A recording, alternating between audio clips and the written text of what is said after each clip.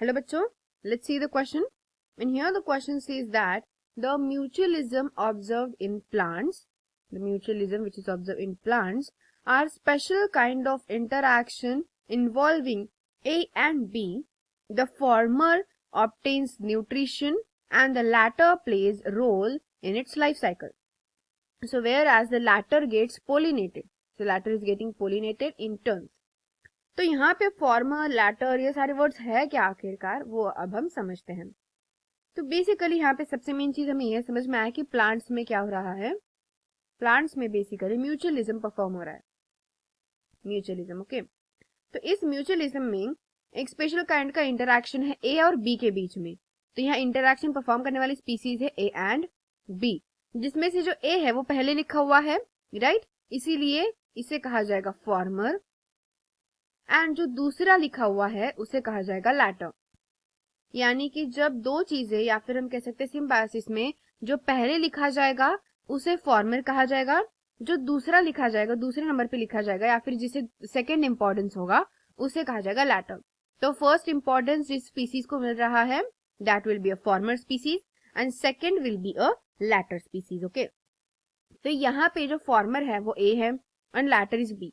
तो फॉर्मर को क्या मिल रहा है, न्यूट्रिशन, यानी ए जो स्पीसीज है उसको क्या मिल रहा है, न्यूट्रिशन मिल रहा है, इट इज गेटिंग न्यूट्रिशन। यानी कि न्यूट्रिशन मतलब ऑब्वियसली उसको फूड में ऑब्टेन हो रहा होगा, और ये फूड कहाँ से ऑब्टेन हो रहा है, ऑब्वियसली बी स्पीसीज के थ्रू ऑब्टेन हो रहा है। मतलब ये बी स्पीसीज क्या कर रही है, ए स्पीसीज को न्यूट्रिशन यानी फूड प्रोवाइड कर रही है।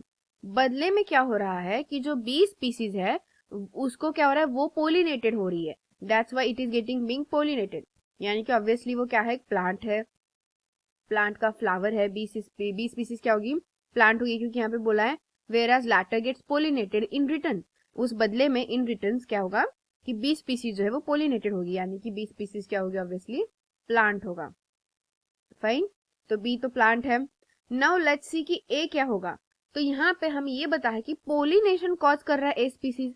तो पोलिनेशन कॉज कर रहा है मतलब ए कौन हो सकता है, ऑब्वियसली अ पोलिनेटर। ए क्या हो सकता है, एक पोलिनेटर हो सकता है, it will be a pollinator, क्योंकि वो क्या कर रहा है, पोलिनेशन कॉज कर रहा है, तो पोलिनेटर हो सकता है। तो पोलिनेटर्स कौन होते हैं, सबसे फर्स्ट होते हैं इंसेक्ट्स, फिर होते हैं कुछ बर्ड्स, राइट, कुछ फ्लाइज एक्सेट्रा लाइक दैट। तो यहाँ पे क्या क्या मेंशन किया आउट ऑफ दैट, यहाँ पे इंसेक्ट या फिर प्रे या फिर प्रेडेटर दिया गया। प्रे और प्रेडेटर बेसिकली ये दोनों भी कभी भी क्या नहीं कॉज कर सकते, पोलिनेशन कॉज नहीं कर सकते। प्रे और प्रेडेटर कभी पोलिनेशन कॉज नहीं करते। Out of that given option जो इंसेक्ट यहाँ पे दिया गया है वो इंसेक्ट जरूर पोलिनेशन कॉज कर सकता है, फिर वो चाहे कोई भी इंसेक्ट हो। एंड ऑब्वियसली बी तो प्लांट्स है, अभी हमने ढूंढा है, तो यहाँ पे हमारा आंसर क्या आएगा, that is very common sense कि हमारा आंसर आएगा ऑप्शन नंबर ए। क्योंकि यहाँ पे जो दी गई चीजें है उनसे पहचाना बहुत आसान होता है कि जो दूसरा स्पीसीज लैटर स्पीसीज है वो पोलिनेटेड हो रहा है मतलब वो प्लांट है, और अगर उसमें पोलिनेशन करवा के दे रहा है ए स्पीसीज इन रिटर्न यानी कि मतलब पोलिनेटर है, तो पोलिनेटर कौन कौन हो सकता है अंदाजा लगा के हम यहाँ पे आंसर ऑब्वियसली आसानी से दे सकते हैं। So I hope you get the answer very well. Thank you and all the best.